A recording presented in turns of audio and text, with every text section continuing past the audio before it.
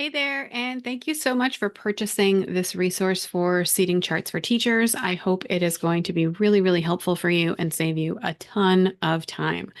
So let's dive right in. The first thing I want to show you is what actually comes included in this resource. The first thing is the seating chart templates. And this, at the time of this recording, included 17 different classroom templates for seating charts. It may have grown by the time you're watching this. Just stay tuned. And it also at the bottom has all of the different individual components that you might see somewhere in a classroom. Again, these might have grown, so just go with the flow. And then there's teacher items as well, and a grid that you can use as kind of a floor plan. So take a look at the next thing that comes with it. So the next thing that you'll see in this package are the 30 by 30 classroom seating charts. There includes a blank slide, there's a resizable grid, and then there's a permanent grid. So the difference between these, the permanent grid, you can't actually click on the grid itself and do anything to it. It is part of the slide. The resizable grid, so let's say you don't have a 30 by 30 classroom, you have a 25 by 25 classroom. This is just an image that you can then resize to be the size that you need it. So 1, 2, 3, 4, 5 feet down. 3, 4, 5. And there we go. Now it's 25 by 25, and I can just boom. Okay, so there I have my 25 by 25 classroom as opposed to the other one. And I can just delete these text boxes when I want to use these. The blank one is for those of you who don't care about square feet and don't want to place anything exactly where it goes. You can just sort of put in seats wherever you need them to be.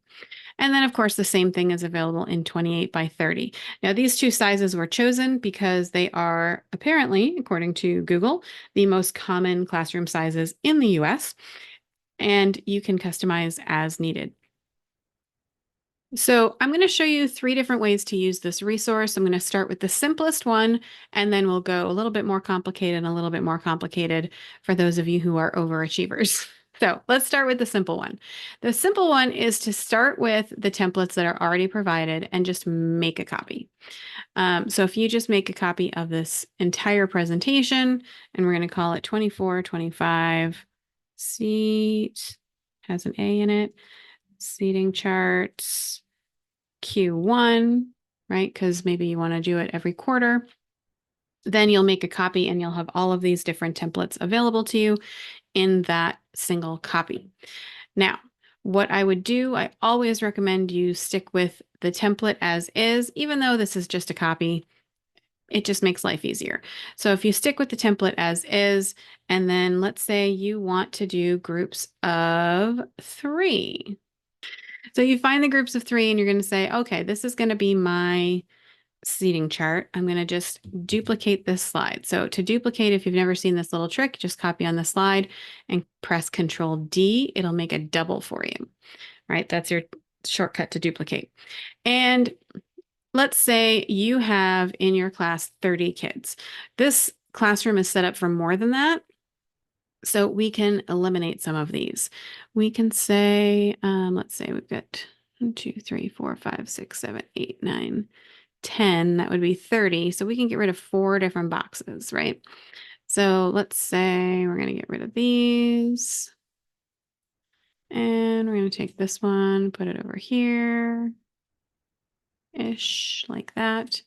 This one we're going to put here, like that. And then we can scoot these over as well, so that now we've got a little bit more of a setup, right? So there you go. Now, if you're going to teach the same course, before you duplicate again, you can put that in. So let's say we're going to say it's math, and then the period will change. So we're going to leave that open. But let's say this is our class for all 5 periods that we teach. So 5 periods, Control D, Control D, Control D, Control D, right? And then I can just go in and put the period number. Now, on the other hand, if I teach a different class, right? Let's say maybe in the middle of the day, I go and I teach an advisory group, and that's in a different classroom, then maybe what I want to do here is I'm going to use this format because that classroom is set up like this. So then I can just use something like this or this one, whatever it is. So I'm going to choose this one. I'm going to control D and somewhere in the middle of the day. So let's say third period, instead of teaching my math class, I teach advisory. So here for course, it's advisory. And then period 3, and then I can go from there. Okay. So a couple of things that you can do in here, when you start to put student names in, just click on the name where it says name, and then you can put in the student names. Student Kathy, and then here we're going to put Sal, and then here we're going to put Kevin, whatever it is. Now, these are set up in groups so that all three will move together, just because I think that makes life easier for you. You can always add an individual desk somewhere by going down here to the resource template down here, where I've got an individual desk. So if you have like an extra student or you have a para that you want to give a desk to, you can Control C this one and then pop it up here into your classroom, right? And then just put it where you want it to go. So let's say our para goes over here. We're going to say that's the para desk. Okay. So, and you can turn it if you want to or whatever you want to do. So here you have all of your students. Now, here's where it gets interesting in here is that let's say Susie here has an IEP, right? Susie has an IEP and we're going to mark that down. So I'm going to change Susie to a red desk because she has an IEP. Let's say Sal has a 504. 504s, I'm going to change to a different color too. I'm going to call that a blue, right? Maybe Kevin has a medical condition. I can either color that something else, or maybe I can put an exclamation point next to his name, or I can put like an asterisk next to his name or something like that, so that I can see clearly on my seating chart any things that I need to know about. And I can also give that information to subs or paras or anybody else who's going to be in my room with those students. Super, super helpful. Okay. So that's the simple way to do this, is just make a copy of it and go through and change everything. Now, when you come over here to this round table, you have a couple of options. You can do the same thing with the shape. So you can color the whole table red if you have a whole table full of IEPs, which not going to recommend unless you are actually a special ed teacher and your whole classroom is IEPs, in which case, why bother with the colors? But you can also click on the names individually and use the fill color for that, and it will only fill in behind their name. So highlight their name. So that's another way that you can use this as well. Now, I know a lot of people are going to be wondering about how do I actually customize this? So let's take a look. I made a copy of the 30 by 30. So I have my blank one. I'm not going to use a blank one. I'm going to use the grid because that's the more complicated way to do things. And everything I'm going to show you on the grid can also be done on the blank. So I'm going to make sure that people who are type A and want to get their everything just right have a way to do that. So using this grid, if you've measured out your room like I used to do, then what you're going to do is simply start putting stuff in where it belongs. So I'm going to show you how to recreate this room or an approximation of this room using this blank grid. Now, I find it easier to use the one that has the background, the actual slide background as the grid, but it's totally doable if you have the image as well. This one has the image in the background, right? So I can slide that around. Totally doable. Okay. So let's go here. The first thing I'm going to do is I'm going to add some of the immovable objects. So the first thing is a door. There's a door in the back of this classroom. So I'm going to Control C that door and paste it in, right? I need to right click to rotate it 90 degrees, and then it's going to go right in there. Okay. I'm actually basing this off an old classroom of mine. So that's why I say there is. Then I'm going to add a shape because we had this weird bulkhead thing sticking out from the wall that was about 3 feet of unusable space. Thank you very much, classroom. Then we had another door. Okay, so Control D, you can do that with elements as well. Bring that over here. And again, I'm going to rotate it 90 degrees. like so. Then I'm going to add another little shape because I had another little output thingy over here, or out, whatever, outcropping, out, I don't know the word. But it was there, right there. I also had this giant weird heater in the back of this room that made for really awkward placement of things sometimes. So it's important to me to have that on here because it was something I had to work around frequently.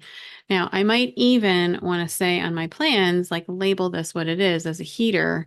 So I know maybe I can use that for storage, but I can't use it for classroom. Like I can put stuff on it because it was not a working heater. It was just an old heater they wouldn't remove. So let's see. If I take a look, that's pretty much all of the immovable stuff on here, right? The door, couple of bulkheads, and the heater. So if we start adding furniture, then we can go to the next spot. So let's go back down here and start adding some student seating. So I'm going to grab this long 6x3 table and paste it in there. And I'm going to put it right about there. And it's 6 feet long and 3 feet wide, something like that. Okay, now when I control D, I get another one of those that's already been resized, and then I control D again, and I can rotate this so it's the long way, right? So now I've got this table seating. If I look back up here, it's about the same. And then I want to add my groups of 3. So group of 3, here we go, Control C. And again, I need to resize it a little bit, but that's okay. However it fits, I'm just going to resize it. I kind of feel like Bob Ross, just a happy little row of 3. And another one, there we go. And one more. And there we go. Now what I can do here is do this, Control C, and paste it over here. I could also Control D that and just duplicate the whole thing. Now in the middle, oops, it was over a little bit more. In the middle, I want some flexible seating, right? Because in the middle here, you'll see chairs. So in the middle, I'm going to go back over to my seating charts. I'm going to grab a chair, right? I have this little 1WS, a wobble stool. But that's not what's going to go there in the middle. I'm going to put a little chair in there and shrink that down a little bit. And duplicate.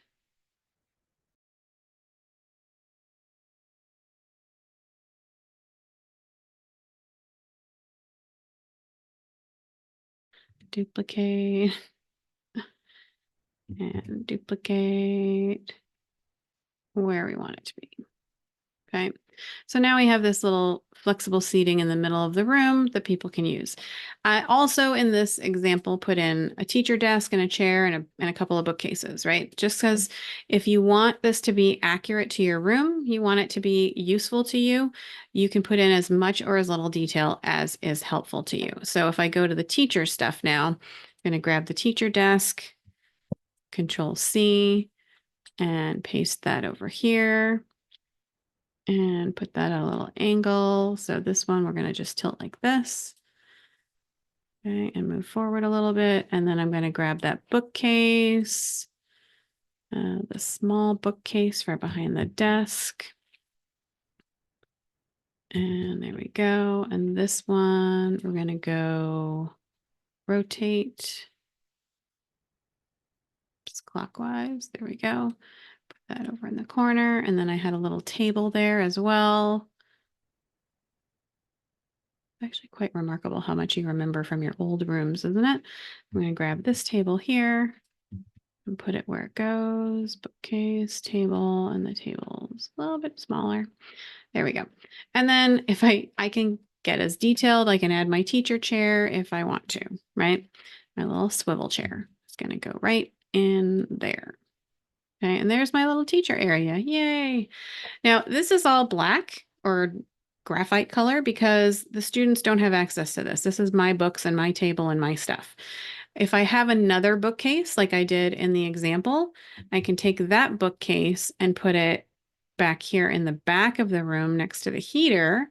And again, just change the color, make it a little different gradient because it's not seating, but students have access to it. That's where student books are kept, right? So that's another way that you can do this as well. So just taking a look, looks pretty close. Everything isn't exactly the right spot, but that's okay, where it makes sense. So that's how I would do something like that. Okay. Now, the last thing I'm going to show you is how to actually create a 100% custom classroom. Okay. So this one looks like this. And I'm not going to walk you through everything because a lot of it's the same. But once you get to this point here where you have a classroom that's just oddly shaped, I had a very odd shaped classroom.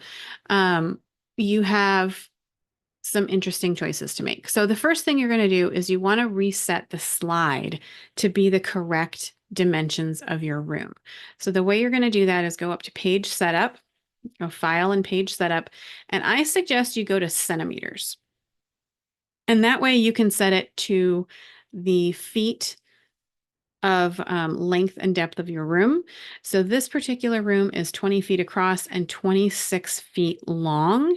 So I put that in centimeters and then apply, right? If you put it in inches, you can still do it. It just, it makes it really big. So it messes with Google sometimes. So that's why I recommend centimeters, but inches still works. Now, when you get in here, what you can do is go back over to this template here and grab this grid. Control C to copy this grid and pop it right in this slide, right? Paste it right in that slide. Now, does it fit? No, it does not. But what we can do is we can actually just make this the right size. So if I go to crop, I'm going to make this instead of 30 by 30, 1, 2, 3, 4. Now it's 26 and it's 20 across, right? So, nope, not that one. We want this one. 1, 2, 3, 4, 5, 6, 7, 8, 9, 10. There we go. So now our thing is 20 by 26 and it's going to fit our room exactly.